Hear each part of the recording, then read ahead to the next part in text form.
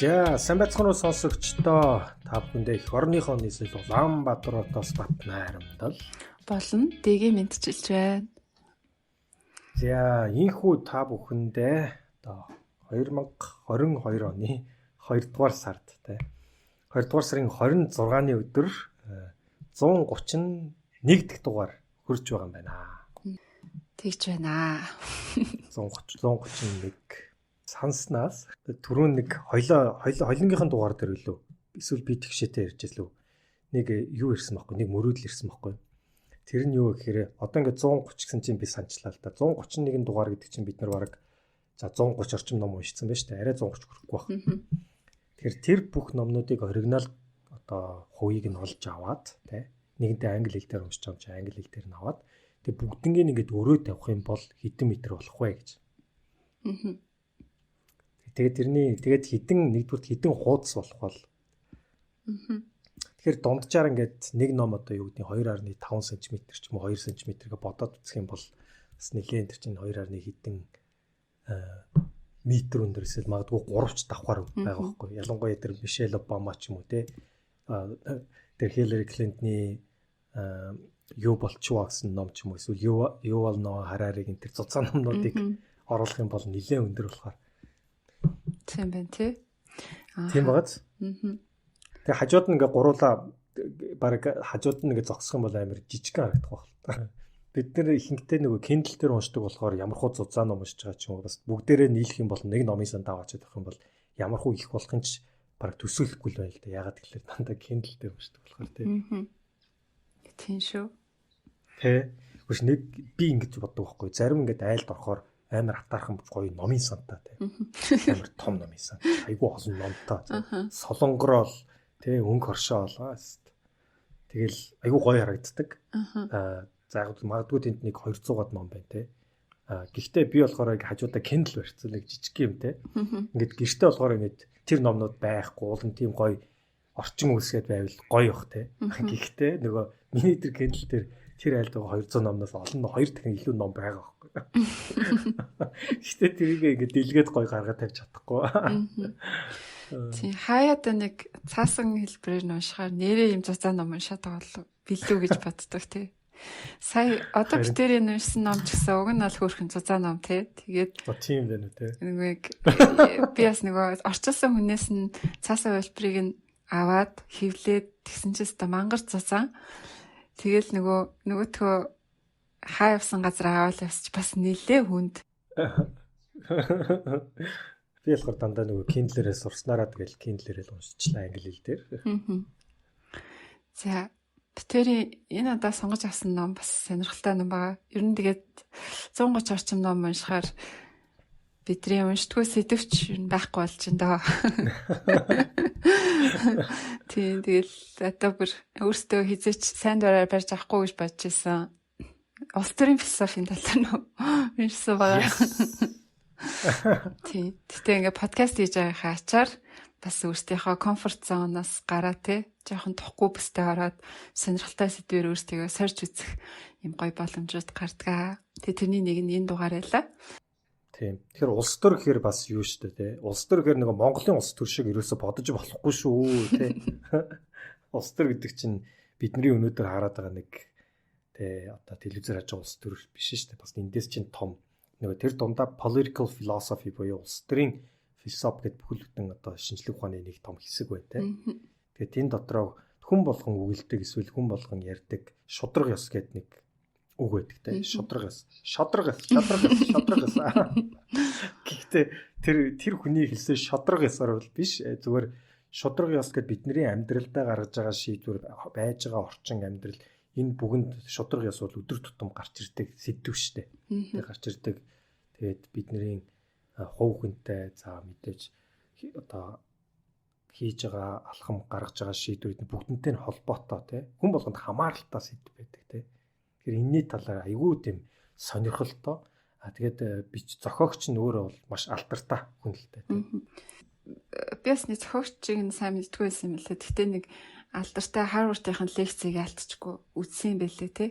Тэр лекц нь бол маш алдартай лекц байна тий. Тийм Майкл Сандел гэдэг Харвардын алдартай хуулийн философч профессор хүний ийм бичсэн ном байна.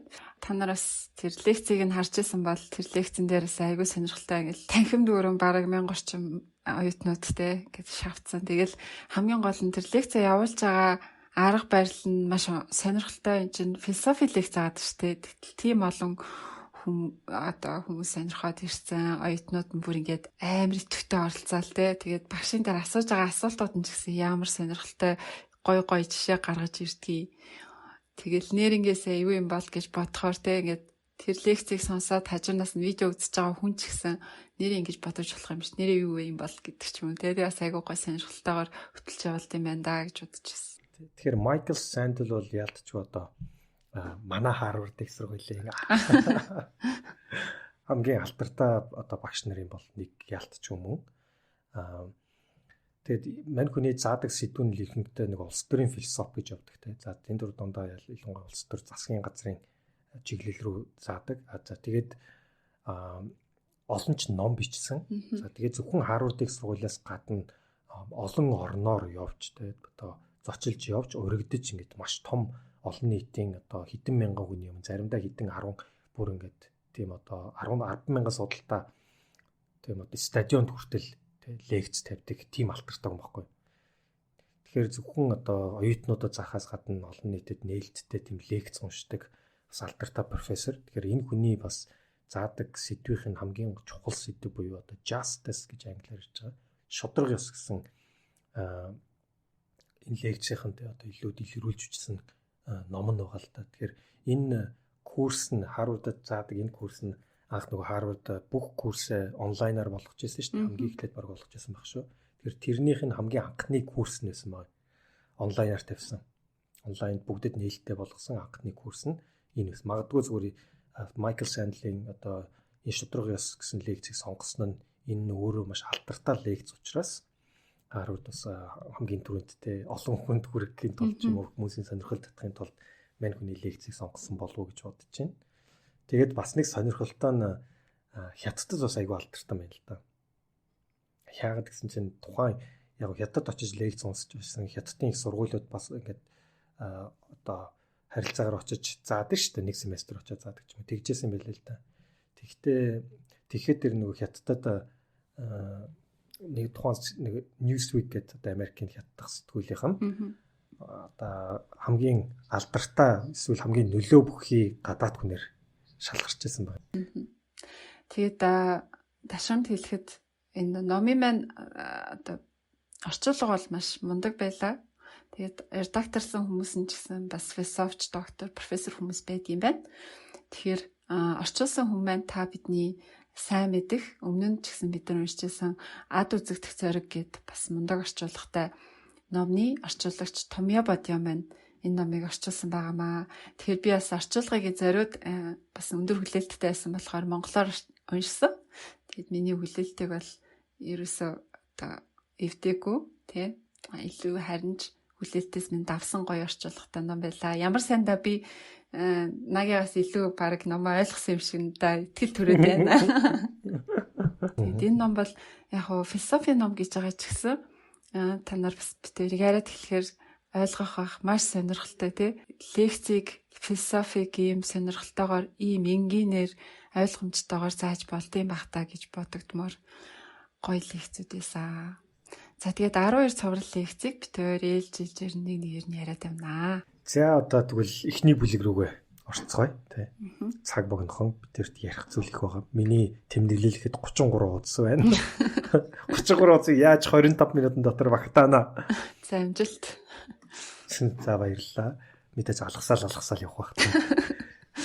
За эхний бүлэг маань doing the right thing буюу тий одоо зөв зүйл хийх. Тэгэхээр ер нь энэ номны бас англи хэл дээрх нэр нь what's the right thing to do буюу тий яг хийж байгаа зүйл чинь яг зөв үү гэсэн асуулт байна. Тэгэхээр шударгастай холбогдож байгаа юм л да. Тэгэхээр бид энэ нийгэмд бидний одоо гаргаж байгаа шийдвэр хийж байгаа зүйл болгон тий яг зөв зүйл гэж яг юу вэ? Тэгэхээр энэ бол ингээд нийгэм болгонд за улс болгонд ч юм уу заримдаа гэр бүл болгонд ч юм уу те ингээд ондоогоор байдаг штэ те. Тэгэхээр энэ асуултанд бол бид нэр байнга заавал хариулах хэрэгтэй болж таарчаад. Тэгэхээр энэ ном бол хамгийн сонирхолтой нь ингээд философийн тийм одоо онол ярьж байгаа боловч маш сонирхолтой жишээгээр одоо таныг илүү ургуулan бодсон те нэрээ тийм биш. Ямар сонирхолтой гэж хэлэх болтол нь айгүй сонирхолтой жишээ авдаг байгаа. За хамгийн анхны жишээ бол 2004 онд Америк нэгдсэн улсад тохиолдсон Америкч одоо айгүй их хар салхи болдог те далайн хар салхи болдог штэ. Hurricane гэж яриа те. Хар салхи Charlie одоо Мексикийн булангаас гарч ирээд одоо Флоридад нэлээд одоо хүчтэй орчтой одоо олонч зүйлийг сүйтгэжтэй Америк эдийн засагт бол баг 11 тэрбумын алдагдлыг хүлээлгэсэн байдаг юм байна л да. 21 хүний аминд хүрсэнтэй. За тэр үед юу болсон бэ гэхээр одоо бүх юмны үн тэр тухайн мужтай өссөн байна. За жишээлбэл одоо $2000 гэж зарагддаг байсан одоо жишээл цахилгаан үсгэр те $250 гэдэг байсан цахилгаан үсгэр одоо үнэ нь 10 дахин өссөн байх жишээ те. Зүгээр л нэг $40 нэг жижигхэн одоо дэм буудал те нэг хоног нь $40-с $160 болтол одоо нэг өдрийн дотор өсөх ч юм уу те. За энэ түүнээс гадна хүмүүсийн хүнсний үн хүртэл өсөөд те газ одоо бензиний үн огцон өссөн байна. Тэгэхээр энийг бол тухайн үедээ медиа бол хоёр талаас айгүй олон талаас нь тайлбарлаж байсан те. Ингээд энийг далимдуулаад одоо маш их үн өсөж ин гэдэг юм уу. Энэ нь бол одоо шудраг бус байна. Тэгэхээр эдгээр нь яагаад дандаа тийм одоо гарлын төвдөрдөг вэ гэхээр энэ нь шудраг мөн үү те. Хүн болгон дандаа асуудаг те. Яг аливаа зүйл одоо эсвэл улс төрөөс гаргасан шийдвэрч минь шудраг уу те. Бүгдэнд нь шудраг байж чадчихэв. Тэгэхээр энэ ном ч гэсэн тэр асуултанд хариулахыг зорж байгаа те.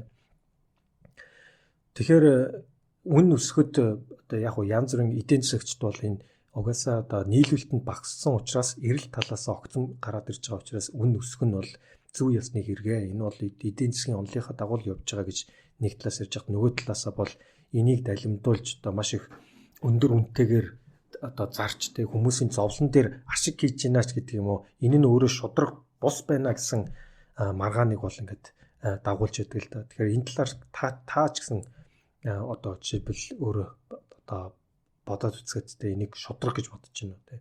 Бид нар өнөөдөр чөлөөт нийгэмд амьдарч байна. Эдийн засгийн чөлөөт эдийн засгийн онолоор ингээд явж байна те.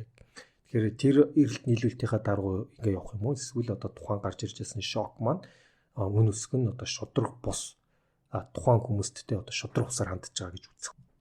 За тэгээд бас нэг сонирхолтой жишээ бол одоо Purple Heart for American Soldiers гэдэг одоо Америкийн цэргийнхэнд те одоо амиа алдах ч юм уу эсвэл одоо тэр дайнаас болж те ямар нэгэн одоо гимтэл эсвэл те одоо осолд орох ч юм уу те тэгхт нь олгодог шагнал байгаа юм л да. Тэгээ яг нэг тийм чирнэлийн ягаан өнгөтэй тийм шагнал байдаг л да. Маш одоо бас нэр хүндвхий алдартай шагнал. Тэр энийг одоо шархацсан цэргүүдэд өгөх нь бас зөвхөн яг бие махбодын хувьд шархацснаас гадна одоо сэтгэл зүрхний хувьд эсвэл сэтгэл зүйн хувьд шархацсан цэргүүдийг бас тооцохгүй юу гэл. Тэгэхээр энэ нь өөрөө шудраг мөн үү бас. Ямар шархацсан гэдэг чинь зөвхөн одоо бие махбодноос гадна хүний одоо ялангуяа те одоо дайнд яваад хүн алгаад үтцсэн ч юм уу те эсвэл бөмбөг дэлбэрхийг сонссон. Энэ нь буцаад хүний сэтгэл зүйд нөлөөлөд буцаж эргэж ирээд тийм сэтгэл зүйн одоо янз бүрийн өвчтөй болдог ч юм уу тэрнээсээ болж насаараа шаналдаг те янз бүрийн траума болдог одоо одоо ийм тохиолдлууд бол зөндөө гардаг. Энэ талаар зөндөө кинонууд ч байдаг те. Тэгэхээр энэ хүмүүст ч гэсэн энэ одоо чирнэлийн ягаан зүрх гэсний шагналаа бас заавал өгөх ёстой үстэй те. Тэр гих мэдчлэн ингээд маргаанууд ингээд гардаг. Тэгэхээр энэ маргаанууд бусаад л явж яг эцсийн дүндээ те одоо яг энэ нь аль нь яг ингээд шудраг ёсыг илэрхийлж шудраг байдлыг одоо харуулж байна вэ те. За тэгээд бүр цаашлах юм бол одоо 2008 онд дэлхийн санхүүгийн хямрал болсон те. За Америкийн одоо Нью-Йоркд байгаа те Wall Street-аас гаралтай гэж үздэг те.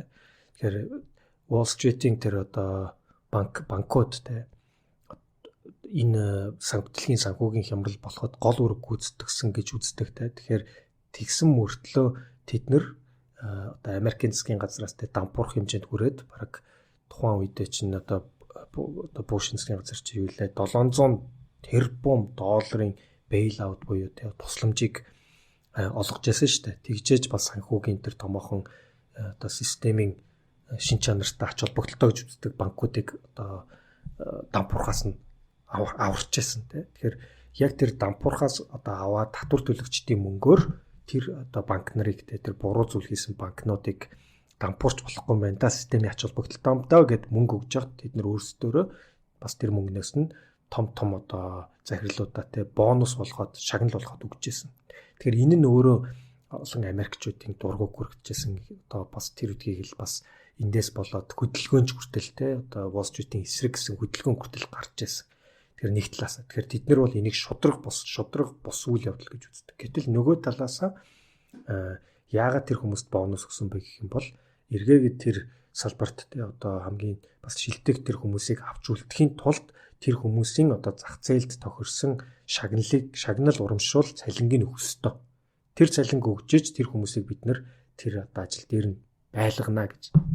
Тэгэхээр энэ хоёр талаасаа ерөөсөө л шудраг ёсны жоохон тэмцэл болчихж байгаа байхгүй. Тэгээ хоёр талаас нь уншиж болно. Хоёулаа бас буруу биш. Тэгэхээр энийг бид нэр шудраг, энийг алиг нь шудраг гэж үзэх бай. Тэгэхээр иймэрхүү асуултууд одоо энэ бол мэдээж том хэмжээний одоо том жишээний асуултууд. Гэхдээ энэ бол ингээд хүн болгонд бас ингээд те тохиолддог. За аль хоёр талаасаа бас уншиж болохоор те ингээд зүйлүүд ингээд зөндөө гарч ирдэг л те. Тэгэхээр хүн мэдээж амьдрахтаа те өөрийнхөө сайн сайхныг аз жаргалыг те илүү максимум байлгахыг л зорддог те.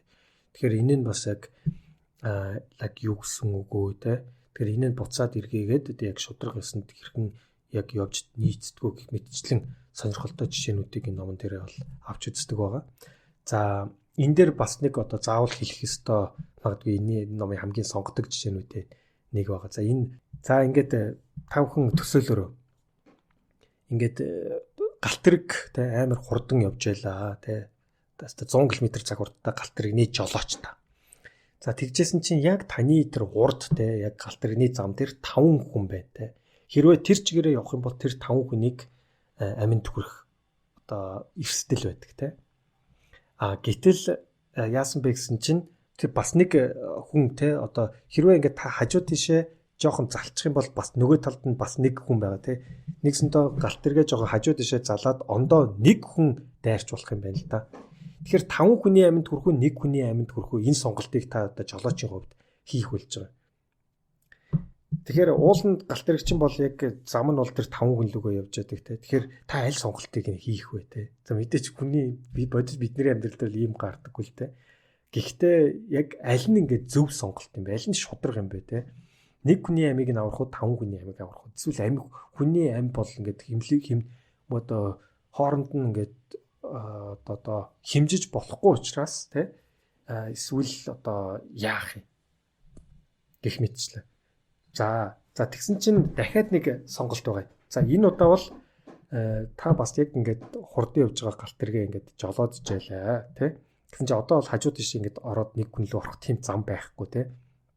Харин ямар танд сонголт байна вэ гэх юм бол таны хажууд байгаа тэр нэг одоо таны хажууд нэг амар тарган хүн зогсож байгаа юм байна л да.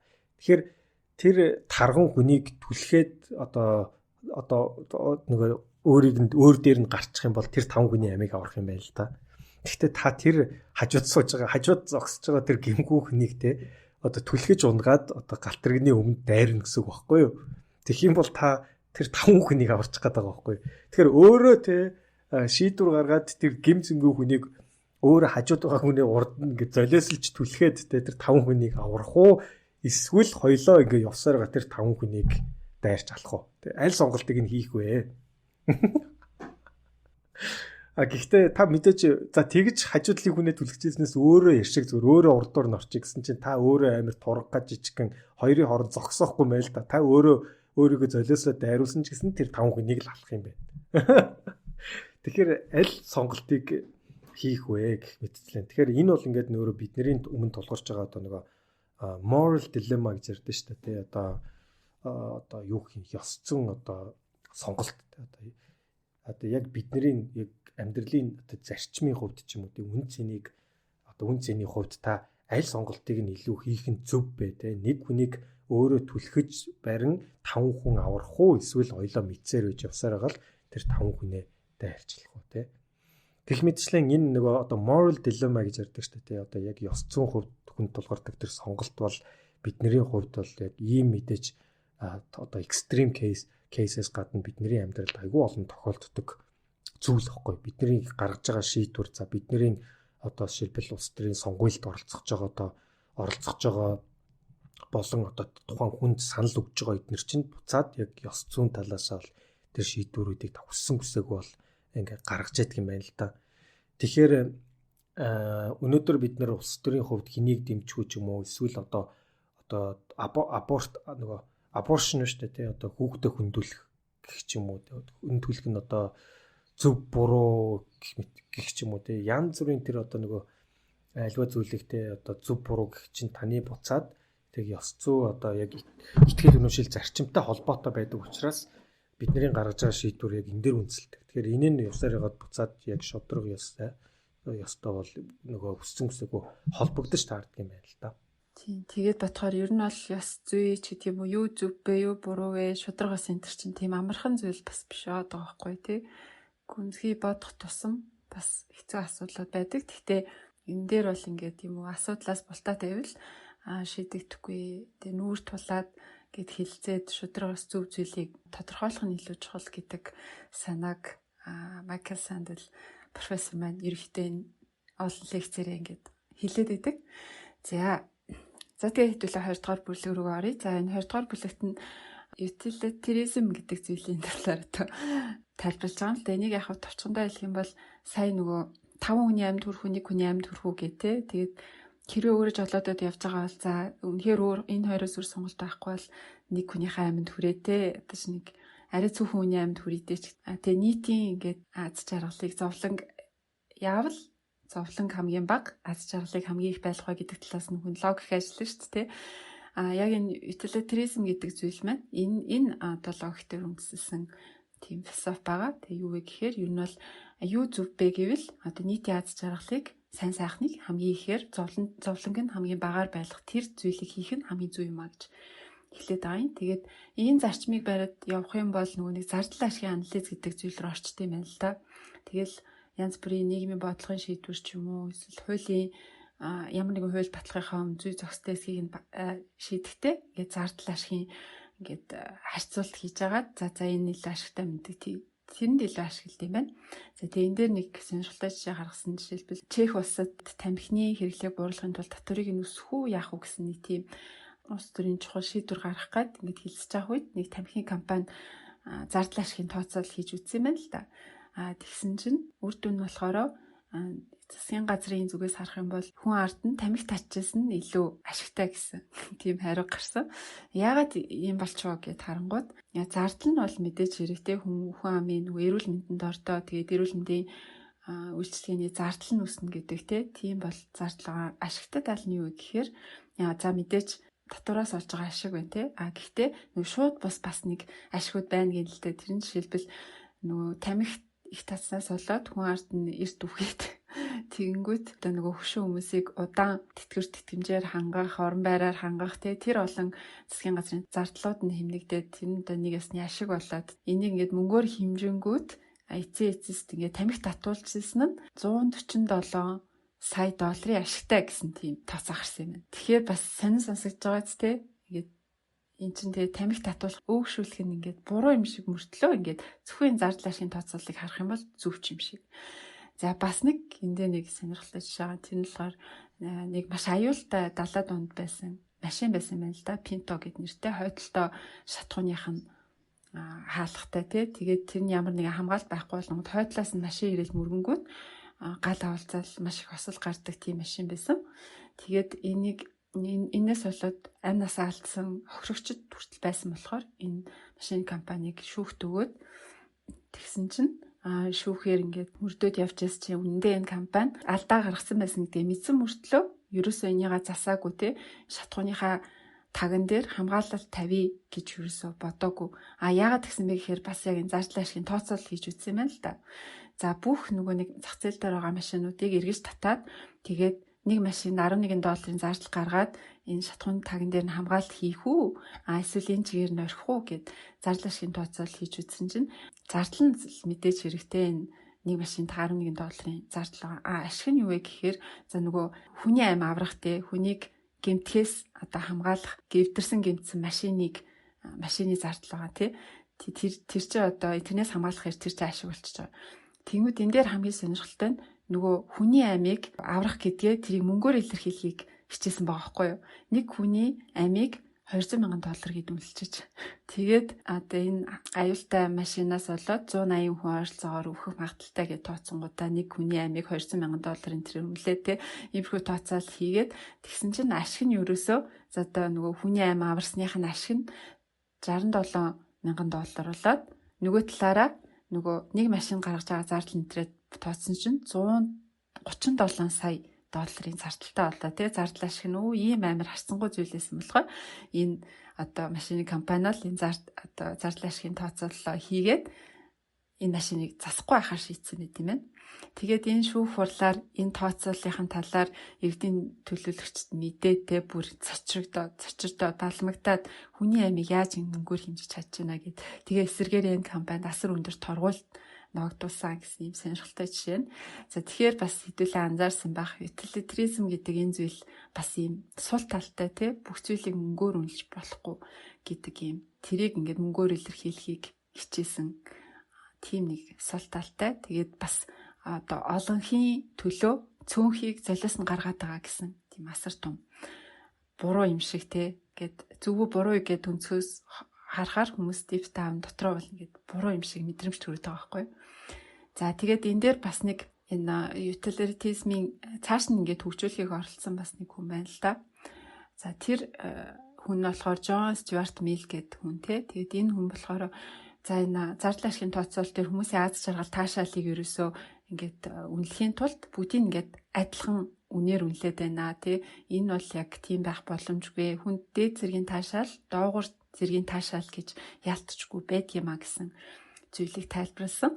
Профессор маань энэ жишээ гаргаж тавихын тулд лекцэн дээр за та нар ингээд Гамлет гэдэг алдартай жүжигийг үзээд илүү таашаал мэдэрхүү эсвэл зүгээр нэг юм савнгийн дуур ч юм уу те инээдтэй хөгжилтэй тийм савнгийн дуур ТV шоу үзээд ингээд илүү таашаал мэдэрхүү гэдэг чинь яг үндэ бол ихэнх хүн нь ингээд савнгийн дуур те инээдтэй хөгжил ТV шоу үзээд ингээд илүү таашаал мэдэрнэ гэдгсэн. Тэгээ яагаад тийм бэ гэдгсэн чинь тэр Шекспирийн Гамлет гэх зохиол бол угаасаа ойлгоход жоохон хэцүү. Тэгээ тэрийг ойлгодог болохын тулд боловсрал хэрэгтэй тий.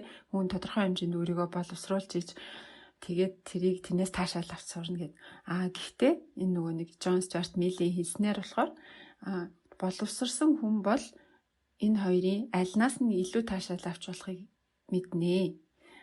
Тэгэхээр яалтчгүй дээд зэргийн таашаал, доогуур зэргийн таашаал гэж байдгаа.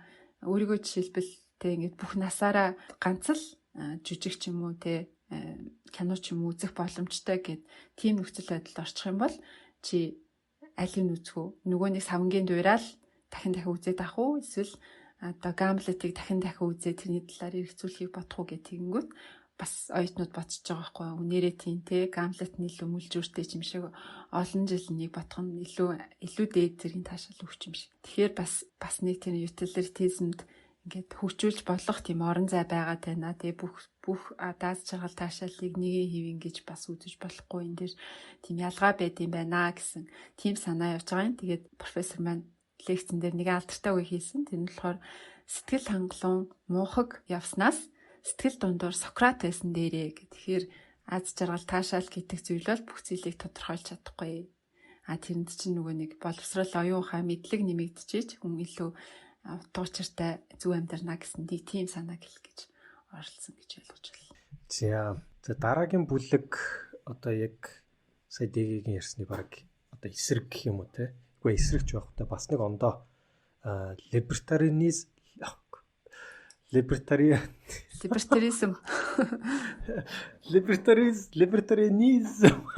низм гэж шээ либертаризм англиар либертарианизм баггүй.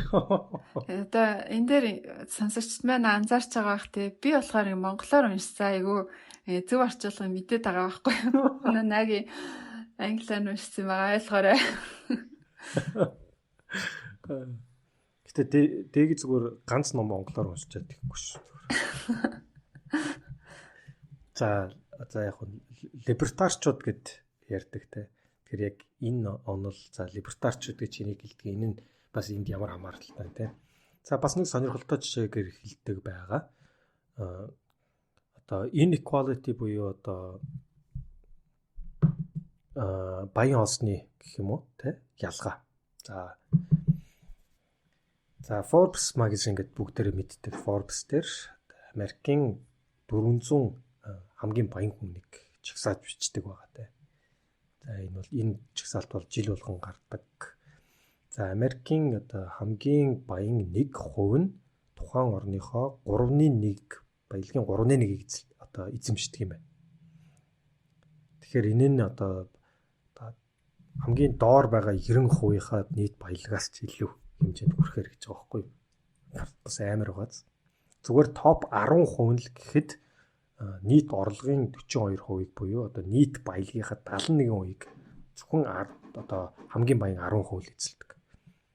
Тэгэхээр ялангуяа эдийн засгийн за баялагын одоо тэгш бус хуваарлалтаараа бол үнэхээр Америк бол алдартай штэ. За тэгэхээр энэ нь бас нөгөө шудраг ёстой зөрчилдөх үү гэж байгаа тийм. Тэгэхээр энэ баялагын хуваарлалт шудраг одоо тэгш бус байх нь шудраг ёс мөн үү? Эсвэл тэр баячуудаас одоо хөрөнгийг нь аваад тий одоо шудраг ёс гэд бусад хүмүүстэй ингээд тий илүү хуваарлах хэрэгтэй юм уу тий. Хэрвээ одоо шудраг ёс чинь аз жаргалыг одоо хамгийн дээд түвшиндээ байлгах юм бол магадгүй одоо тий тэр баялагийг дахин хуваарлах дээр та магадгүй санаа нэгдэж магадгүй тий. Тэгэхээр тэр нөгөө талаас одоо юу гэдгийг Bill Gates ч юм уу одоо Mark Zuckerberg-ийн тий хөрөнгийг нь аваад одоо тэд нэр тэрнээс одоо ямар ч хамааралгүй гэхдээ ядуу амьдарч байгаа ч юм уу тэр хүмүүс рүү ингээд зүгээр ингээд өнгөө ингээд хуваарлах тий. Тэгэхээр энэ нь өөрөө бас зөвөөч гэдэг юм уу тий. Тэгэхээр либертарчууд гэдэг түрүүн яриадсан. Тэгэхээр либертарын энэ онол нь энэ эсвэл энэ үзэл санаа нь ер нь бол альва засгийн газрын ч юм уу тий одоо дундаас нь ингээд тэр дахин хуваарлт хийх юм бол эсрэг байдаг гэж байгаа. Гэхдээ нэгсэндээ одоо Bill Gates-с мөнгө аваад те бусдууд руу ингэж хуваарлах нь буруу. Тэгэхээр тэр хүн өөрөө мөнгө олж байгаа бол тэр хүний асуудал гэхгүй тэр хүний хэрэг. Тэр хүн мөнгө олж чадахгүй бол эсвэл одоо жишээлбэл ядуу амьдарч байгаа болж юм уу те. Тэгвэл тэр хүний асуудал. Гэхдээ энэ нь зүгээр тэр нь нөгөө эдийн засгийн утгаараа ч юм уу те одоо хамгийн одоо үр ашигтай ч гэдэг юм тэр утгаараа биш. Гэхдээ энэ нь бол хүний одоо freedom буюу те хүний эрх чөлөөний ойлголт гэж хэлж байгаа. Тэгэхээр тэр хүн өөрөө одоо илүү хөдөлмөрлөөд мөнгө олох эрх чөлөөтэй эсвэл одоо ингээд залхуураад ч юм уу эсвэл ингээд зүгээр байгаад одоо ядуу амьдрах нь бас ингээд тэр хүний өөрийн хийсэн сонголт эрх чөлөөний асуудлаа гэсэн үүднээс тайлбарладаг юм байна л да. Тэгэхээр дундаас нь ямар нэгэн засгийн газар дундаас нь тий одоо ажил олгож оролцоод тэрийг нь зөв хуваарлах чинь гэж дундуур нь зохицуултал болчих тий тийм зохицуултыг ерөөсөө дэмждэггүй. За тэр үтгийх л одоо машин барьж яхад бид нөгөө суудлын бүсээ хийдэг штэ тий. Зарим улсад бол олон улсад тэр суудлын бүсийг бол бүр хуульчилсан байдаг тий. Тэгэхээр бид нар ч гэсэн жолооч суудлын бүсээ хийгээгүй бол торгуйлдаа штэ тий. Тэгэхээр жишээлбэл одоо моцикл унаа явж байгаа хүн заавал одоо малгайтай хамгаалтын малгайтай байх хэрэгтэй тий. Тэгэхээр либертарчууд тэгэхээр одоо энийг нэгсэндээ энэний эсрэг байна л гэсэн үг байхгүй юу. Тэгэхээр тэр хүн суудлын бүс зүүхэн тэр хүний сонголт энэ хүний одоо freedom буюу эрх чөлөөтэй холбоотой асуул. Тэр хүн тэр сонголтыг хийх эрх чөлөөгөө эзэмших ёстой. Тэр хүн жишээлбэл суудлын бүсээ хийхгүйгээд явж байгаад одоо осолд орох юм бол тэр хүний асуудал тий. Тэр хүн өөрөө тэр сонголтыг хийсэн. Тэр хүний сонголтыг хүндэтгэх ёстой гэсэн энэ одоо үзэл баримтлалтай үзэл санаа тий. Тэгэхээр энэ нь яг хөө эдийн засаг талаасаа болж жишээлбэл 1980 оны дундуур бол яалтчгүй одоо дэлхийн эдийн засаг дээр бол одоо Англид Маргарет Тэтчер тий Америкт Рональд Рейганы онлууд явж исэн тий Тэтчеризм ч гэж ярьдаг үлээ Рейганизм ч гэж ярьдаг үлээ. Энэ бол ерөөсөө засгийн газрын дундын оролцоог нь илүү багасгаж одоо зах зээл өөрөө шийдэх одоо тэр одоо бодлогыг бол одоо идэвхтэй хэрэгжүүлчихсэн шүү дээ. Тэгэхээр энэний яг хуу бүр экстрим тэр цаадлын үзэл санаа нь бол одоо либертарианизм гэдэг. За тэгээд хүн одоо жишээлбэл те үнэхээр шаардлагатай тохиолдолд эсвэл хүн бөөрөө ч юм уу эд эрхтнээ зарж болох уу? Тэгээ энэ айгүй бас нэг сонирхолтой жишээнүүдийн нэг багхгүй. Тэр хүн өөрөө өөрийгөө эзэмшдэг үстэй те. Би миний биеийг те хин нэгэн миний урдаас эзэмшдэг.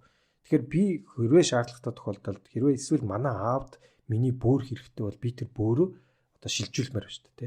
Эсвэл одоо тэрийгээ бас зарж болохгүй, яагаад болохгүй гэж. Гэтэл ихэнх орнуудад бол өөрийнхөө эд эрхтэнг бол зарах эсвэл одоо худалдан авах ч юм уу те. Энэ зах зээлийн арилжааг нь бол хоригддаг юм байна л да. Гэхдээ энэ дээр бас либертарчууд бол жишээлбэлтэй энэ дээр илүү тэг одоо нээлттэй бас байдаг те. Тэгэхээр энэ дээр таачсан жишээлбэл одоо бас юу гэж бодож байна те. За мөн одоо сонирхолтой жишээ гэх юм бол cannibalism гэж ярьдаг шүү дээ. Хүний мах идэх те. Тэр 2001 онд ингээд Германы нэг Ротенберг гэдэг нэг тосгонд те нэг нөхөр ингээд сонд зар тавьсан юм байна л да. Тэр интернет зар тавьсан байна шүү. Тэр нь болохоор юу гэсэн бэ гэхээр би одоо жишээлбэл хүний мах идэх сонирхолтой байна. Тэгээд надаар ингээд саналаараа өөрийнхөө хүслээр ирж одоо хядлуулад те одоо идүүлэх хүн хайж байна гэсэн зар тавьсан байгаа. Тэгсэн чинь тэр заранд нь 42 хүн бас хариу бичсэн байгаа заа юу. За тэр 42 хүнээс шилсээр байгаад хамгийн сүүлд нь 4 хүнийг ярилцаханд оруулсан байгаа юм бас. Тэр чи ярилцлаганд орж иж нэгсэндээ тэр идүүлэх хүнээ сонгох нь шүү дээ. За тэгсээр байгаад яг тэр 4 хүнийхээсээ нэг хүнийг нь бас яг өөрийнхөө хүсэлтэй яг хүсэл эрмэлзэл нь бол яг байна гэд сонгоод тэрийг гэртээ аваачаад одоо тэг хөдөө одоо тосгонд гэртээ аваачаад тэр хүнийг одоо өөрийнх нь зөвшөөрсний дагуу тийм үү нядлаад одоо мэдээж амин хөнөөгөөд нядлаад тэрийг одоо жижигхэн одоо тэр хүнийг завчаад одоо махыг нь завчаад тэгэл зүгээр мах шиг гялгар уутанд хийгээд хөрөгчөндөө хийж хагаад тэрийгэ одоо шарж ицсэн байгаа юм бүр сонгон хийж хагаад махаа хуурч бариад шарж ицсэн. За тэгж жагаад мэдээж цагдаад баригдаад ингээд тэр хүнийг бас ингээд шүүх цагдаагаар яваад шоронд орсон байгаа. Гэхдээ Германд бол тухайн үедээ хүний мах идэхийг одоо хориглосон хууль бол байдаггүй. Гэхдээ бас ёс бус зүйл хийсэн гэдгээр тэр хүнийг 8 жил хагас одоо шоронд хорьсон. Гэхдээ 2 жилийн дараа нөгөө шүүгийнхэн гинэт ерөөсөө биш байна гэд одоо өөрсдийнхөө шийдвэрийг өөрчлөөд тэр хүнийг бол насаар нь шоронд хорихоор шийдвэр гаргасан байдгийн байна. Маш сонирхолтой түүх жишээ тэгсэн сонирхолтой нөгөө шоронд орсон нөхөр маань за Германы шорон бас арай л өөр хөлтэй хүний эрхчлээд бас илүү одоо мэдхгүй одоо сонголт өгдөг ч юм уу. Тэр хүн нь шоронд орчоод одоо нөгөө цагаан холтон болж таарсан байгаа. Яасан гэсэн чинь тэр шоронд одоо тэр амтныг хэрхэн тамалж алж байгааг тэр хүн хараад би ийм тамалж алсан амтны мах идэхгүй би одоо цагаан холтон боллоо гэд цагаан холтон болсон байгаа. Тэгээ юу ч юмэрэ бас сонирхолтой жишээ. Тэгэхээр ийм сонирхолтой жишээнүүдээр одоо яг тэр одоо философийн онлыг илүү хүнд ингэж ойлгуулж тайлбарласнараа одоо Майкл Сандел бол бас агуу зохиогч гэдэг нь эндээс бас харагддаг. За. Амар ч юм шиг сонирхолтой юм шиг жишээлээ. За. Дараагийн 4-р бүлэгт болохоор Джон Локийн талаар. За Джон Лок бол Америкийн одоо тулгар төр үүсгэхэд нэлээд түүний үзэл санаа нь хүчтэй нөлөөлсөн. Тэгээд орчин үеийн үндсэн хууль, ардчилсан суурь бас болсон тэр үзэл санаануудыг гаргаж ирсэн нэлээд тийм чухал хүн юм байна л да. За та нар ардчлал гэж юу юм бэ гэж боддог гэж магадгүй те. Ардчлал бол олон хүн бодохдоо олонхоор шийдэх тогтолцоо гэж боддог гэж магадгүй те. Гэтэл Джон Локийн санаа нь болохоор олонх цөөнхийн ч юм уу те хүний суурь эрхийг одоо зөрчиж болохгүй гэдэг тэр үзэл санааг ардчлал гэж нэрлэдэг байгаа маа гэж хэлж байгаа юм л да. За тэгэнгүүт тэр хүний суурь эрх гэж юу гэлээд байгаа юм бэ гэхээр амнаас эрхчлөө өмчлөх эрх. Ямар ч төр оролцож болохгүй, гараад үрж болохгүй те зөрчиж болохгүй байглаасаа ягцсан эрхээ гэж энэ хүн тодорхойлсон байгаа юм л да. За тэгэд өмчлөх эрхийг болохоор мэдээж өөрийнхөө биеийг өмчлөн тэрнээс гадна өөрийнхөө хөдөлмөрийг тухайн хүн өмчлөх боломжтой. Тэгээ хэний ч өмч биш зүйлэнд өөрийнхөө хөдөлмөрийг шингээх юм бол тэр зүйл нь бас өөрийнх нь өмч болж болно гэж хэлсэн байгаа юм. Тэгэхээр юу гэсэн үг вэ гэхээр за нэг хэний ч өмч биш хээр талд очиод эсвэл нэг эзэнгүү твд очиод ч юм уу ингээд өөрсдийн хот усаа байгуулад явах юм бол тэр нь тухайн хүмүүсийн өмч болж болно гэсэн үг. Тэгээд шүүмжлэгч нь юу гэж үздэг вэ гэхээр энэ нөгөө Америк ТV-г ингээд колончлсон европчуудыг зөвтгөж байгаа ийм үзэл санаа гэд яваад байна гэж бас шүүмжилт юм байна. Америк ТV чинь бол уг нь бол уугуул индианчуудынх нь одоо амьдарч исэн газар шүү дээ. Яг энэ логикоор явах юм бол яагаад тэр уугуул индианчууд нь ч гэсэн өөрсдийнхөө хөдөлмөр хүчийг шингээгээд босгосон тэр соёл иргэншлийг тэдний өмч гэж үзэлгүйгээр шууд ингээд дараа нь орж ирсэн одоо европчууд ингээд өөрсдийнхөө хөдөлмөрийг шууд өмчин тэр гингүүтэй газрыг нь өмчлөөд авцсан юм бэ. Энд чинь ингээд зөрчлөөд байгаа юм биш үү гэсэн тийм аргумент гаргаж ирд юм байна. Тэр нь ч бас тийм юм шиг санагдаж байна те. За тэгээд гэтээ Джон Локийн гаргасан чухал санаа болохоор за энэ өмчлөх эрх бол за байгалийнх нь байж болно тий. Гэхдээ тэр эрхийг нь хэн хамгаалах юм бэ?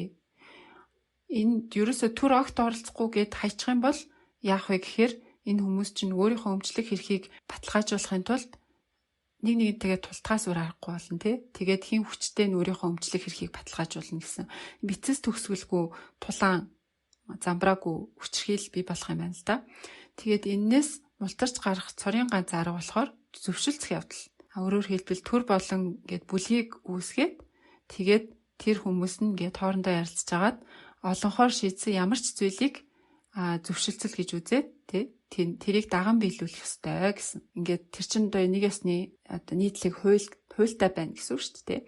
Тэгээд тэр хуулиараа хувь хүний өмчлөх эрхийг ингээд хамгаалчихж байгаа гэсэн үг. Яг тэр нөгөө хүний ингээд суур эрхийг нь хүндэхгүй л хуулиар шийдсэн бүх зүйл одоо хүмүүс тэр хуулийг дагах ёстой.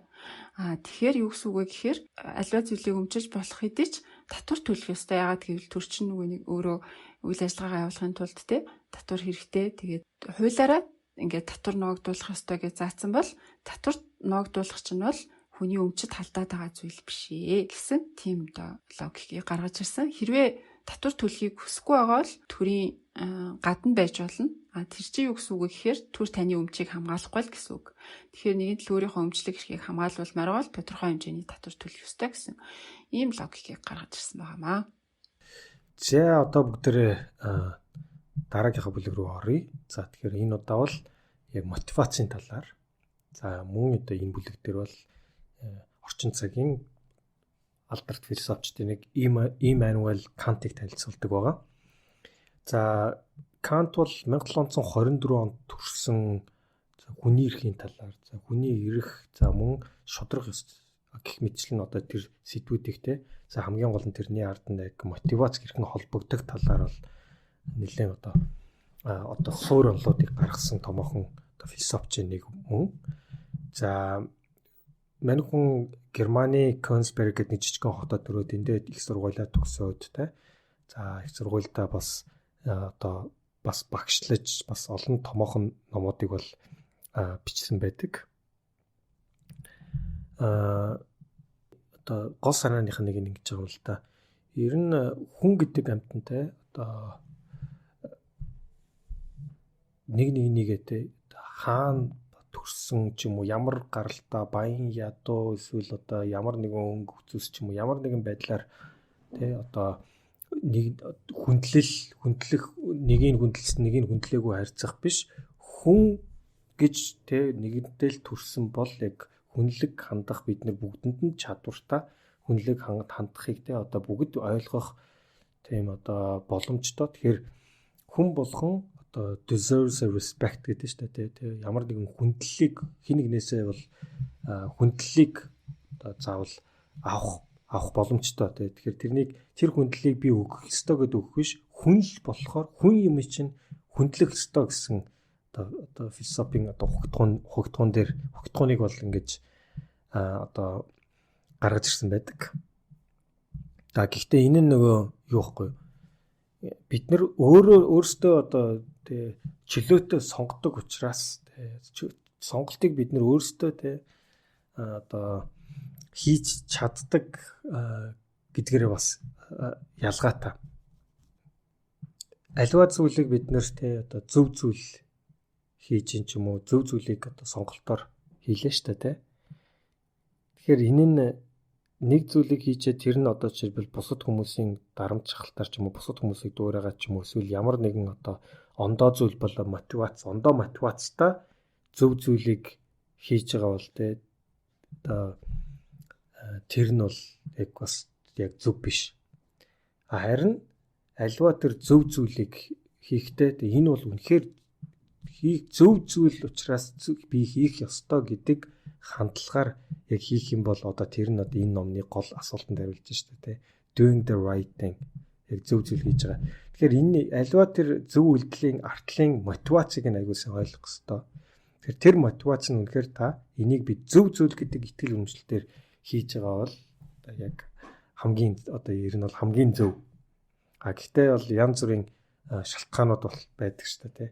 Тэгэхээр энэ дээр бас өгсөн нэг сонирхолтой бас жишээ байгаа юм л да. Нөгөө Америкт нэг явдсан ш нэг spelling bee гэдэг тий. Одоо монголоор бол үсэглэлийн уралдаан ч юм уу тий. Үсэглэлийн авраг шалгаруулах тэмцээн тий. Амар одоо урт ч юм уу эсвэл хэцүү үг өгөөд тэрийг зөв үсэглэх хэрэгтэй байдаг тий. Тэгэхээр энэ дээр нэг жоохон хүүхдүүд оролцсон шүү дээ тий. Тэгэхээр энэ дээр нэг хүүхэд үгээ ингээд буруу үсгэлцсэн юм байл да. Нэг үсэг алдаад тий. Гэсэн чинь шүүгчт нь тэрийг анзаараагүй эсвэл буруу тооцоолоод тэрийг зөв байна гэдэг дараагийнхын шат руу тэнцвүүлчихдэг байхгүй. Мэдээж одоо ашиг онжогоо ч юм уу ялхаа ч юм уу зөв ботсон бол тий одоо тэр азник ойлыг л баг тий дараагийн шат руугаа чив чимээгүй мэдсээрч буруу хэлснээр мэдж байгаа ч гэсэн чив чимээг ороо өвчин штэ тий. Тэгсэн чинь нөгөө хүүхд чинь эсэргээрээ очоод ингээд би үгээ ингээд буруу хэлчлээ тэгсэн чинь та ингээд буруу ойлгоод зөвгöd авчлаа гэд үннээ хэлсэн байна. За тэгээд мэдээж тэр хүүхдээ яасан бэ гэсэн чинь тэр нөгөө үсэглэлийн одоо авраг гэдтэй авраг болоогүй л тэг төрүүлээгүй гэхдээ үсэглэлийн авраг гэж тэр хүүхдийг золлоод тухайн үедээ те Нью-Йорк Таймс дээр тэр хүүхдийн зурагтаа бүр том артикл гарч ирээд ингэсэн юм л та. Тэгэхээр мэдээж тэр хүүхдийн одоо ардах мотивац нь бол яг зүгээр л яг зөв гэж ботсон зүйлээ тэг өөрийнхөө одоо цаашаа яваад хожих боломжоо хязгаарлаад тэр тэмцээнээс хасагдж байгаа ч гэсэн гэтээ зөв зүйл учраас очиж өөрийгөө бараг барьж өгсөн байгаа юм л та. Тэгэхээр энэ ардах аливаа зүйлийн үйлдэлийн мотивац гэдэг бол айгүй чухал. Тэр мотивацийг өөрөө унших. Гэтээ тэр мотивацийг гаргаж байгаа нь болохоор өөрөө чөлөөтэй сонгох эрхтэй хүн болохоор энэ зүйлийг хийж байгаа гэсэн одоо ойлголт байгаа юм л. За тэгээ дараагийн бүлэгт нь болохоор Кантийн одоо нэг философийн талаар илүү дэлгэрэнгүй ярьж байгаа юм л да.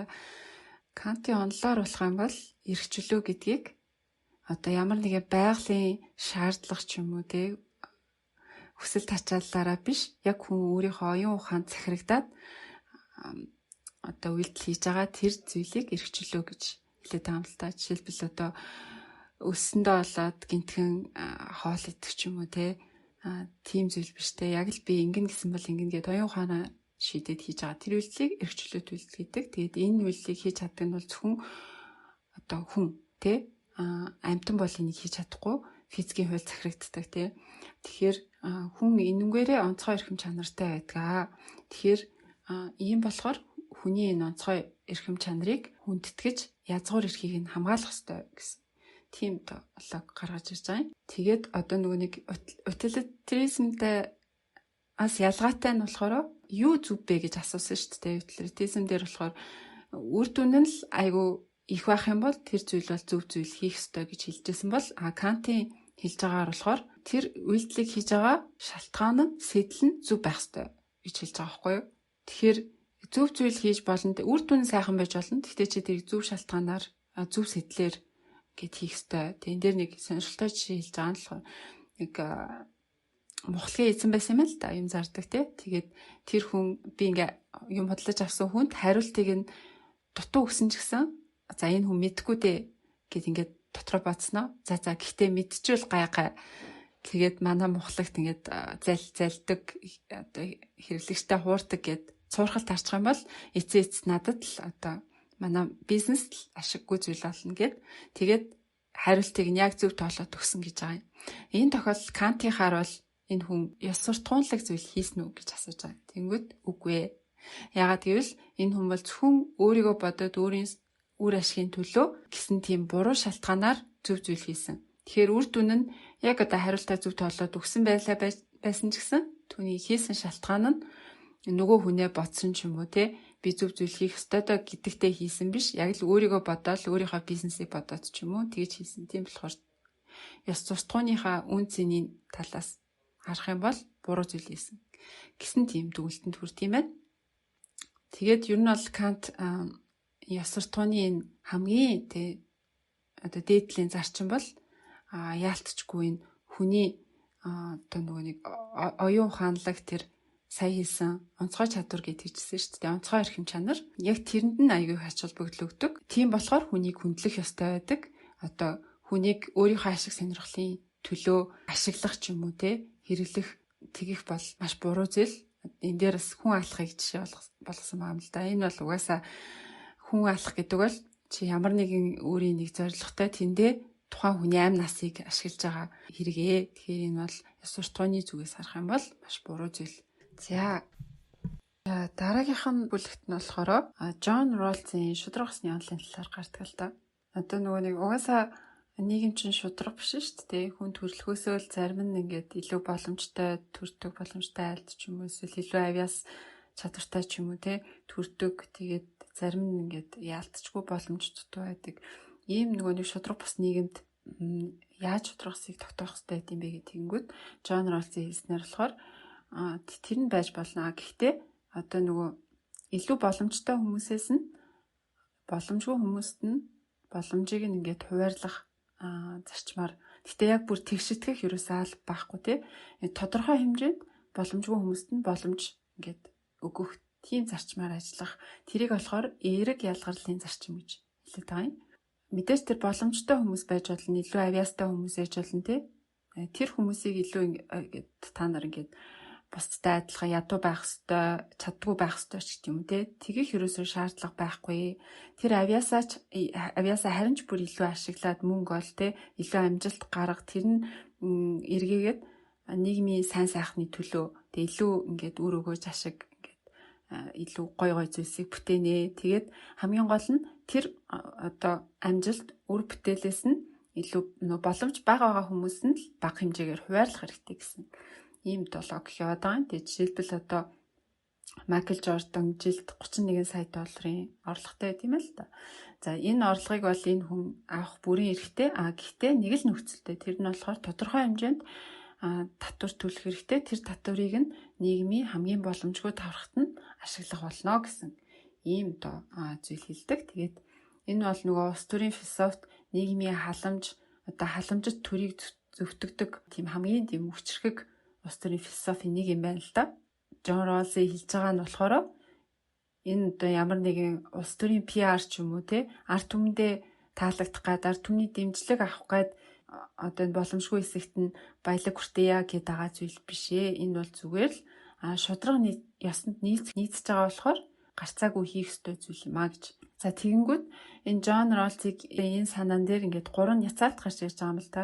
Эхний няцаалт нь хэрвээ ингээд амжилттай явж байгаа баялаг бүтээж байгаа хүмүүстэй өндөр татвар одоо оноогоод ах юм бол тэр хүмүүсийн чинь хамаг мотивац нь байхгүй болоод тэр хүмүүс чинь хичээхээ болох юм биш үү, баялаг бүтээхээ болох юм биш үү гэдэг тийм аргумент байгаа. Тэнгүүд тэр байж болно. Гэхдээ энэ дээр бол балансыг барих хэрэгтэй. Мэдээж хэрэг 80-90% татвар ногдуулаад байвал хичээх, чармайх, баялаг бүтээх хамаг мотивац нь байхгүй болчихно. Тэр нөгөө тэр мотивацийг нь унтраахгүй хэмжээнд тэр балансыг нь барьсан тийм татвар ногдуулах хэрэгтэй гэж хариулсан. За хоёр дахь няцаалт нь юу байсан бэ гэхээр айгүй их хичээгээд явж байгаа хүмүүс биш те. Тэр хүмүүсийн хичээл чармаалтаараа ингэж олсон мөнгийг нь ингэж дур мэдэн татвар ногдуулж болж байгаа мó? Энэ хичээл чармаалтыг чинь үнэлэх ёстой юм биш үү гэсэн тийм аргумент байсан. Джон Роллс юу гэж хариулсан бэ гэхээр хичээл чармаалт чинь бас яг тухайн хүний хүч чадлаар бий болдог зүйл үү? Зарим тохиолдолд хичээл чармаалт чинь бас тийм төрмөл зүйл байдаг гэсэн нэг тийм ярьж байгаа байхгүй. Тэгээд энийг туршилт хийхэд бол профессор маань лекцэн дээрээ за энэ дотор ингээд Харвардын оюутнуудаа штэ 1000 орчим те. Энэ дотор ингээд айлын томууд нь гар орог гэсэн чинь бараг 70-80% гар орог чинь нэ. Тэгэхээр юу гэж хэлж байгаа гэхээр мэдээж хэрэг нөгөө Харвард ч хамгийн мундаг хичээл чармайл цаан гаргасан хүүхдүүд л орж байгаа шүү дээ. Гэтэл тэр хичээл чармайлт гаргаж байгаагийн хойдолд нь угаасаа айлын томууд хичээл чармайлт гаргахтаа илүү байдаг гэсэн. Би дүүнэртээ үлгэрлэх ёстой. Тэгээд аав ээжийн зүгээс ч гэсэн илүү хүлээлт байдаг гэх мэтлэн. Тийм зүйлс байдаг болохоор айлын томууд угаасаа илүү хичээл чармайлт гарах магадлал өндөр идэм байна л да. Тэгэхээр чи айлын том болохыг өөрөө сонгосон билүү? Чи өөрийнхөө хүч чадлаар айлын том болж төрсөн билүү гэдэг асуулт гараад ирж байгаа байхгүй юу? Тэгэхээр хүчин чармайлт гэдгийг зөвхөн тухайн хүний ач гавья гэж хэлэхэд хэцүү гэсэн нэг тийм няцаалт өгч байгаа юм. За бас нэг няцаалт нь болохоор хүчин чармайлт чинь бүх зүйлийг тодорхойлох юм уу? Жишээлбэл амар тийм булчин шүрмэслэг нэг барилга чинь тэгээ ганцхан цагийн дотор нэг ханыг босгочлоо гэж үгүй. Тэгсэн чинь хажууд нь нэг давжаа биетэй хариугүй туранхай те нэг тийм барилга чи ирээл байраалаадаг 3 хонжиж арай чүү чаа нөгөө ханыг босголоо гэж үгүй те хин илүү хүчин чармайлт гаргасан бэ мэдээч хэрэг нөгөө 3 хоног байрсан хүн хүчин чармайлт илүү гаргасан тэглээ гэдэг энэ хүнд илүү бид нар гавья өрүүлэх илүү цалин өгөх ёстой юу гэвэл үгүй байгаа те тэгэхээр хүчин чармайлт гэдэг чинь бүх зүйлийг тодорхойлдгүй юм аа гэж ингэж тайлбарсан. За тэгээ хамгийн сүүлийнх нь одоо John Rawls эсрэг аргумент болохоор энэ төрөлхөөс заяагцсан авиас чадвар гэдэг зүйлийг те ингээд төрөөс шууд одоо төрийн өмч хаятаа ингэж ашиглах тэндээс нь татвар ноогдуулах тэр чинь буруу юм биш үү гэсэн тийм аргумент байгаа юм. Тэгэнгүүт John Rawls юу гэсэн бэ гэхээр татвар ноогдуулж ин гэдэг чинь төр тухайн хүнийг эзэмшиж гин гэсэн үг огт биш ээ. Ер нь тэгээ сайн бодоод үзэх юм бол хүн ч өөрийгөө нэг эзэмшээд байдгүй. Гэхдээ өөрийгөө эзэмшихгүй байна гэдэг чинь тухайн хүний одоо суур эрхчлөө, эрхүүд нь хөндөгдөн тэрийг зөрчиж болно гэсэн үг огт биш. Өөрийнхөө эрхээ өмгөөлөөд тэгээд өөрийнхөө хувь хүний эрхэм чанараа ингэж хамгаалах бол заавал өөрийгөө өмчлөхгүй байсан ч гэсэн жирийн байж болдог зүйлээ гэсэн тийм зүйл. Тэгээд ерөнхийдөө энэ аргументуудыг няцаагаад тэгээд энэ халамжит төрийн бодлого буюу одоо илүү боломжтой орлого олоод баялаг бүтээгээд байгаа хүмүүс нь тодорхой хэмжээнд одоо татвар оноогоод боломжгүй хэсэгт нь хуваарлж болдго юм аа. Энэ нь шударга ёсонд нийцэх зүйл юм аа гэсэн ийм одоо аргументыг John Rawls гэдэг философч маань гаргаж тавьсан юм аа. Тэгээ энэ яг Монгол дээр бунгууд надад болохоор арай өөрөөр хэрэгжиж байгаа юм санагдаад байгаа байхгүй юу. Тэгээ илүү боломжтой хүмүүс нь өндөр татвар гэхээс илүү нийтэд нь ингээл одоо нийгмийн даатгалын шимтгэлийн өсгөн ч гэдэг юм те орлогын албан татврын нэмэгдүүлэн ч гэдэг юм. Тиймэрхүү юм яваад ахаар надаа яг энэ John Rawls бол хэрэгжихгүй байгаа юм шиг. За дараагийн бүлэг англи дээр нэг affirmative action гэдэг те нэгсэндээ одоо Америкийн зарим сургуулиудад одоо жишээлбэл хэтэрхий одоо шар оюутнууд байх юм бол бусад өнгөт арьстай оюутнуудыг ингээд оруулахын тулд тий одоо тэдний одоо цагаан оюутнуудаас арай жоохон тусдан авч үзэж тий илүү боломж олгодог байгаа л та. Тэгэхээр гэтээ энийг бас нөгөө талаасаа шудраг мөн үү ч юм уу тий. Энд дэр нэг сонирхолтой жишээ авсан нь за Texas-ийн хуулийн сургуульд нь за нэг цагаан нөхөртэй цагаан охин одоо өргөдлөө өгчээ тий. Дүүн нь бол 3.8 гайгүй. За тэгээд тэр нэг стандарт тест дээр тий одоо топ одоо 20% та багтцсан тий. Тэгсэн чинь тэр сургуулиас одоо тэнцээгүй хариу авсан. Гэхдээ адилхан оноотой жишээлбэл өнгөт арснаа одоо найзууд нь бүгдээрээ тэнцсэн байх жишээтэй. Тэгэхээр энэ бол айгүй надад шудраг ус хандсан байна тий. Би тэр хүүхдүүдээс илүү байхад ягаад эсвэл адилхан байхад одоо би цагаан арьстай гэдгээрээ одоо баг ялгуурлан гадуурхагдсан байна гэд Америкийн дээд шүүх хүртэл ингээд иймэрхүү кейсэд бол олон явж байсан байна л да. Тэгвэл нөгөө талаасаа тайлбар нь болохоор одоо жишээлбэл Texas-ийн тэр хуулийн сургууль бол Texas-д одоо хуульчдыг бэлтгэдэг те Texas мужид. Тэр мужийн ихэнх хуульчид харамсалтанд дандаа цагаан арьстай илүү одоо өнгөт арьсны төлөөл ховор байдаг. Гэтэл Texas-ийн хүн ам нь одоо дор хаяж 40% нь одоо илүү өнгөт тарьстай хүмүүс болж. Тэгэхээр тэр өнгөт тарьстай хүмүүсийн одоо хэрэгттэй одоо ажиллахын тулд тэр хүмүүст одоо шаардлагатай тэр одоо үйлчлэгийг үзүүлэхийн тулд өнгөт тарьстай хуульчт нь байх хэрэгтэй. Тэгэхийн тулд одоо өнгөт тарьстай одоо оюутнуудыг одоо оруулахын тулд тэр оюутнуудад илүү босхийг нь те одоо зөвлөлүүлж өгөх зайлшгүй шаардлагатай. Энэ нь өөрөө бас ингээд шудраг усыг хангасан зүйл мөнөө гэж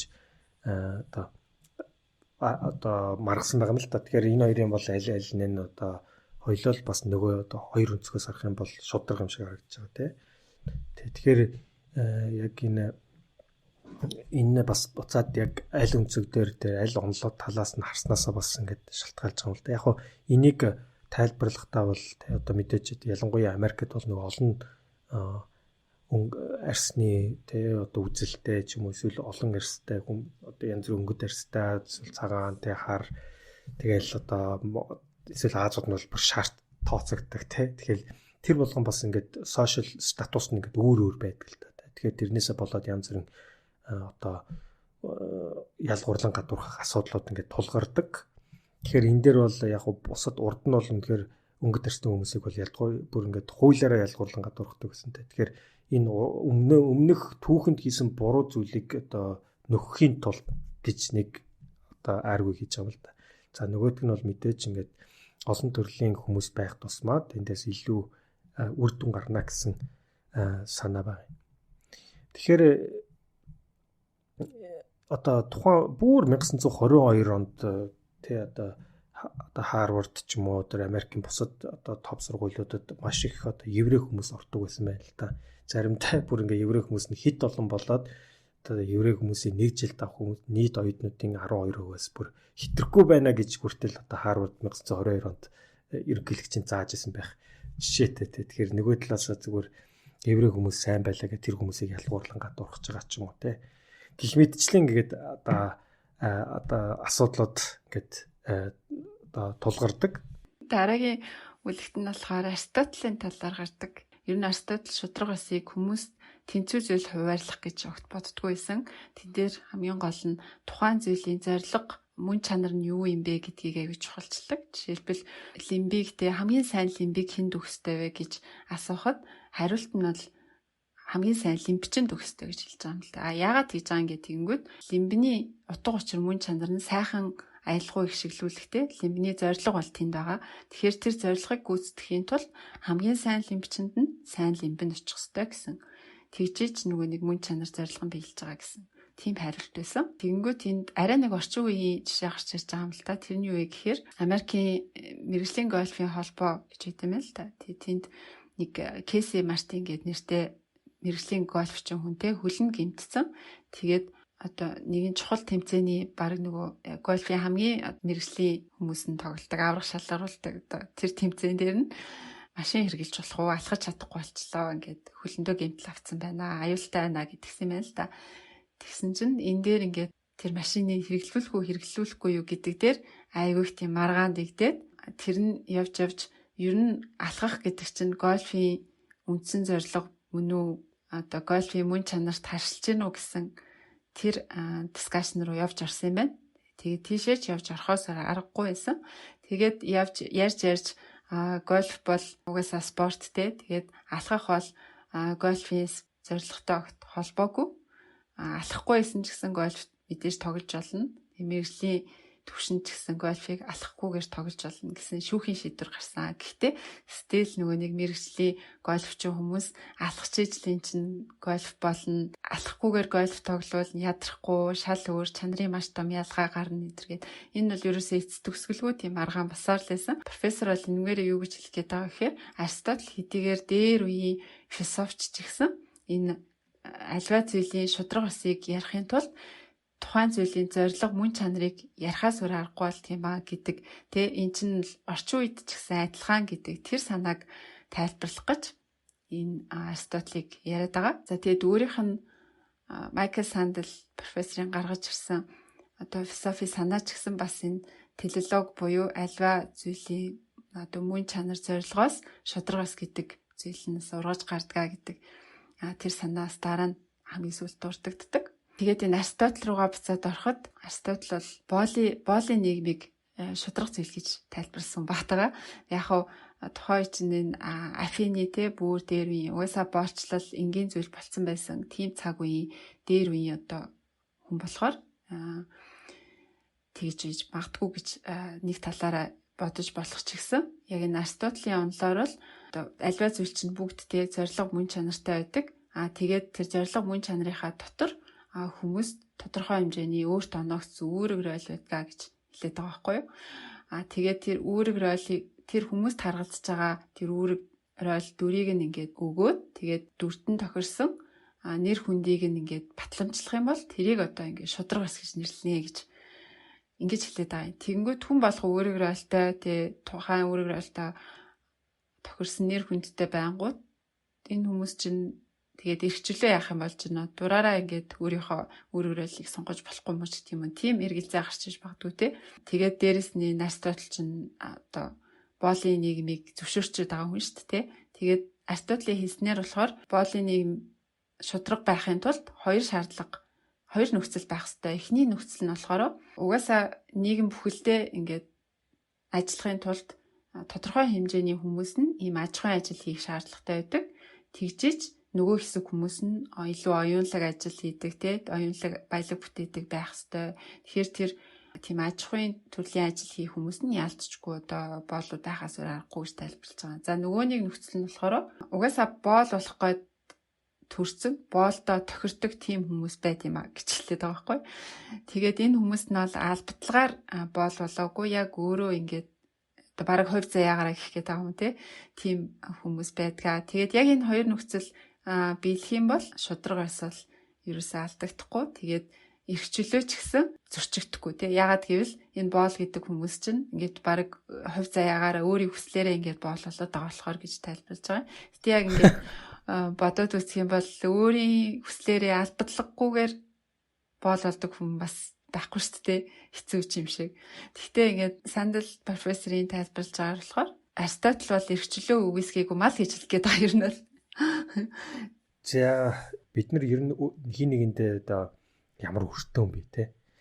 Одоо жишээлбэл ингээд хэд хэдэн дайн боллоо. Жишээлбэл дэлхийн 2 дугаар дайны үеэр те Герман одоо дэлхийд даяар тарьсан тэр асуудалтай буцаад одоо нөхөн төлбөр төлснө үү юм эсвэл уучлал гуйсноо те. Гэх мэтчлэн одоо асуудлууд гардаг шүү дээ. Тэгэхээр яг уу ингээд түүх сөхөд үсэх юм бол 1951 онд за сүүлд 2000 онд бол Германы ерөнхийлөгчтэй Johannes Rau жишээлбэл одоо Holocaust те одоо Израиль юм байна. Израильд одоо хийсэн Holocaust-ын талаар одоо үгэндээ бол одоо уучлал гуйсан байдаг байна л да тий. Тэгэхээр германчууд бид нэр одоо түүхэнд хийсэн үйл явдалтай ингээд уучлал хүсэж байна гэж хүртэл хэлжсэн тий.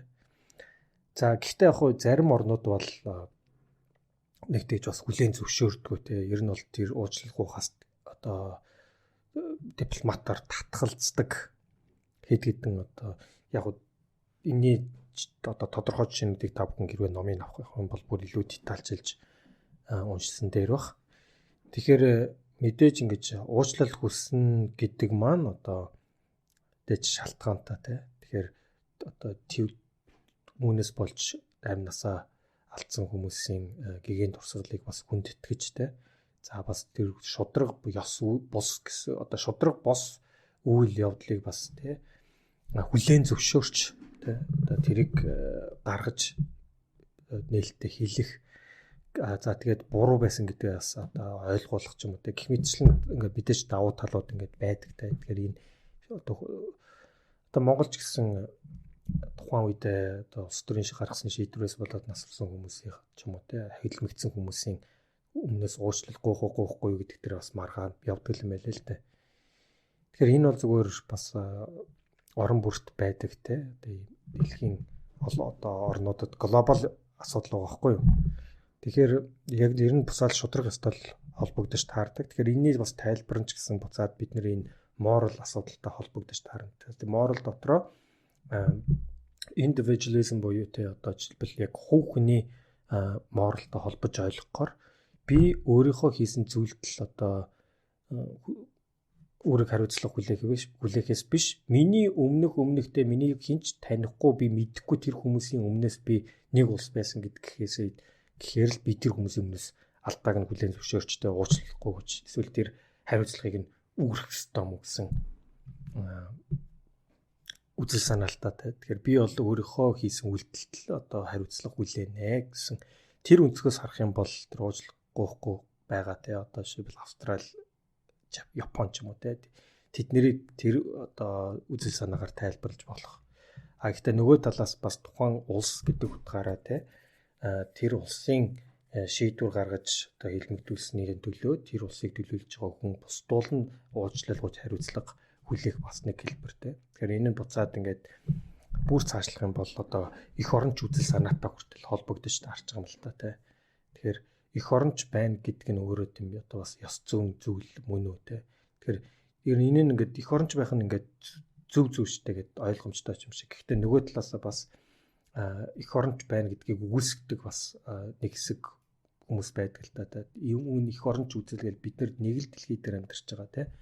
Хэдэн одоо бид нар анх дэлхийд ингээл ихэн үедээ бол бид тэнд улс орон гэж илтээ янзын байдагчгүй байсан тий. Тэгээ Монгол цус эсвэл Хятад цус гэл ингээл ярьдаг ясам дээр бид нар Монгол цус Хятад цус гэж байдаггүй шүү дээ тий. Зүгээр л хүний ДНХ цусал гэж байдаг тий. Гэх мэтчлэн тий. Үүнээс болоод дайн эсвэл хаграл, мөргөлдөөн, сөргөлдөөн гэх мэтлэн олон зүйлүүд олон сөрөг зүйлүүд ингээд гардаг тий. Тэрнээс болоод нэг хятаддаг ч юм уу үзэн яддаг эсвэл одоо хагралтан гардаг гэх мэтчлээ.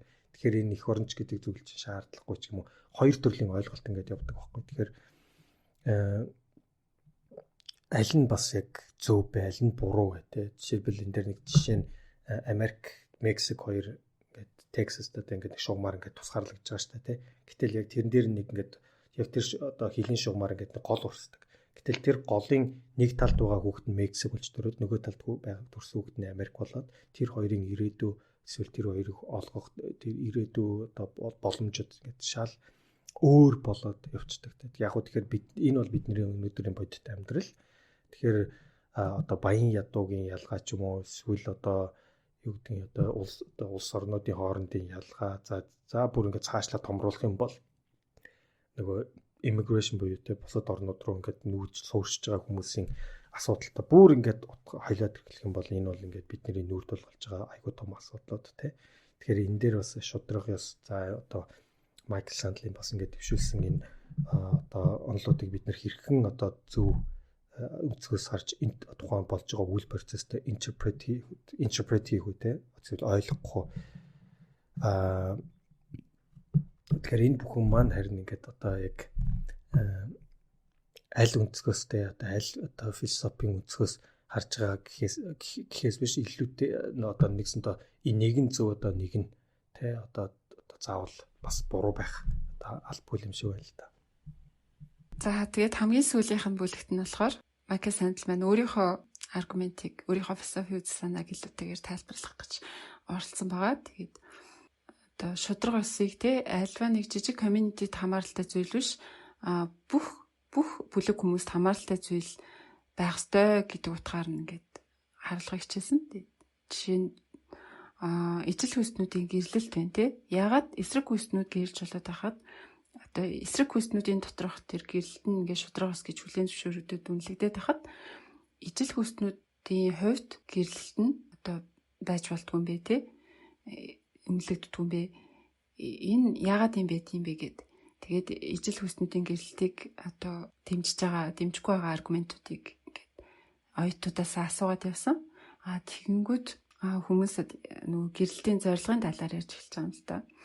Тэгээд гэрлэлтийн зорилго бол одоо тий нөгөө хүүхдэд төрүүлээд үр удмаа үлдээх гэсэн тиймэрхүү зүйл яригдангууд. Тэгтээ тэр чинь биш юм шүү. Яагаад гэвэл эсрэг хүйстэй хүмүүс дотор ч гэсэн ингээд тэг хүүхд төрүүлдэггүй хүмүүс ч байдаг, хүсээгүй тэг төрүүлэхгүй хүмүүс ч байдаг. Эсвэл бүр өргөдөлтөй хосооч гэсэн гэрлэлийг бид нар зөвшөөрдөг штэ. Тэгэхээр гэрлэлтийн үндсэн зорилго бол одоо үр удмаалтай хүүхд төсгөх энэ төр бол биш юм шүү гэсэн тийм хэлцүүлэг явдаг.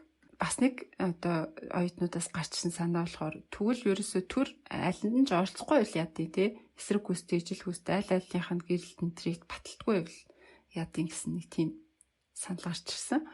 Яг ийм Америкт жишээлбэл тийм шүүх хурал болж исэн юм байна л да. Хоёр эрэгтэй хүний гэрэлтийг хууль ёсоор батлах ёстой үгүй гэсэн тий. Тэгээд шүүгч нас эхэндээ ийм дундыг барьсан үзэл бодолтой байжгаад тэгээд хэрвээ тийм дундыг бариад явж байгаа юм бол эсрэг хүснүүдийн эмэгтэй эрэгтэй хүмүүсийн гэрэлтэнд түр оролцохгүй гэсэн тийм одоо аргумент гарч ирэнгүүт тэрийг ингээд ялтчгүй зөвшөөрөхд хэцүү болчихж байгаа юм л да. Тэгээд эцээ эцэст нь шүүгч нь өнөө хүртэлхтэй соёл иргэншилд бас төрн ингэж эмэгтэй эрэгтэй хүмүүсийн гэрэлтийг баталж ирсэн бас хамгийн үр дүнтэй эрхмэлдэг тийм тогтолцоонд энийг байсан. Тэгэхээр түр оролцохгүй гэдэг бол байх боломжгүй зүйлээ гэж тий. Тэгээд эргээгээд гэрэлтийн ингээд мөн чанарыг нь харах юм бол одоо үр удмаа үлдээх ч юм уу, сексийг ч юм уу тэрэндээ байгаа биш ээ. Илүүтэйгээр тэр гэрэлж байгаа хүмүүс нэг нэгэндээ одоо өөр өөрсдөө зориулна гэсэн үүртийн амлалт нь одоо гэрэлтийн мөн чанар байгаамаа. Тийм болохоор энэ мөн чанарыг одоо ижил хүйстнүүдэд ч гэсэн хэрэгжүүлэх боломжтой. Тэгэхээр ижил хүйстнүүдийн гэрэлтийг зөвшөөрөх ёстой гэсэн тийм одоо шүүхийн шийдвэр тухайд гарч ирсэн юм байна. За тэгэхээр энэ нөгөө надад хамаагүй падгүй те тухай нөхцөл байдалтай л уучраа болоод хүмүүс эрхчлөлтөй асуудлаа шийднэ виз гэдэг тийм хандлага бол нийгэмд байхад хэцүү. Ялангуяа төрч ёстой газар бол хэрэгжих боломжгүй гэсэн одоо Майкл Сандлын хэлгээд байгаа зүйл ардны яваад байгаа юм. Ийм одоо олон ургалч үзэлтэй тэ орчин үед болохоор үл ойшоох ч юм уу тэ ингээд надад падгүй хамаагүй гэж хандхаасаа илүүтэйгээр илүү нөгөө байр сууриа ойлгоё, тэр хүмүүсийн үзэл бодлыг нь сонирхъя, оролцъё, анхаарал хандуулъя гэдэг нь илүү үр дүнтэй зөв хандлага. Яг хөө тэглээгээд заавал нөгөө хүмүүсээ ойлгоол тэ суралцаал санал нэгдэн гэж баталж чадахгүй.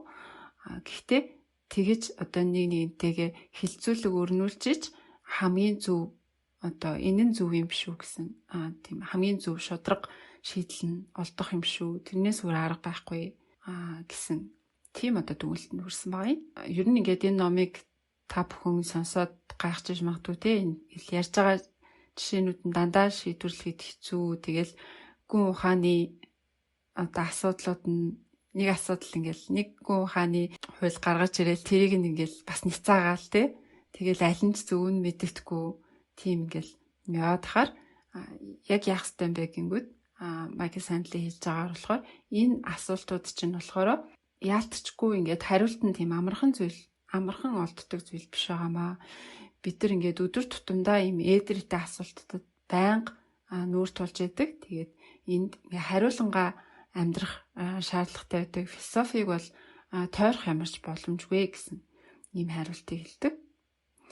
За тэгээд бас өнөөгийн те либерализм голж байгаа ертөнцид хамгийн одоо орхигдох гээд байдаг зүйл болохоор хүний аим амьдрал ч юм уу те эсвэл нөгөө нэг ер нь юу хамгийн зөв юм бэ? Зөвхөн нэг бүлэгт үйлчилдэг зөв биш те нийтэд нь одоо хинт ч гэсэн одоо жишээлбэл эсрэг хүстэнд үйлчилдэгч шударгаас ижил хүстэнд үйлчилдэгч тийм шударгаас гэж тэр нь юу юм бэ гэдэг тэрийг нь ингээд нийтээр нь ингэж бодох зөв хариултыг нь олох гэдэг зүйл бол тэрнийг бид нар ингээд бууж өгч болохгүй тэний хойноос байнга явах хэрэгтэй гэдэг тийм одоо саналыг хэлээд байгаа. Тэгээд саяхан авчирсан жишээнүүдээр ч гэсэн одоо цөөнхийн амь насны асуудлыг тэгж одоо олонхоор шийдэх ч юм уу либерализмаар ингээд шууд зах зээлийн онолоор ч юм уу тэгээд ярьж болдгоо маа энэ бол эдрэтэй зүйлээ бид нар энийг одоо нийтийн хилцүүлэг болгоод байнга ярилцчих хэрэгтэй шүү гэсэн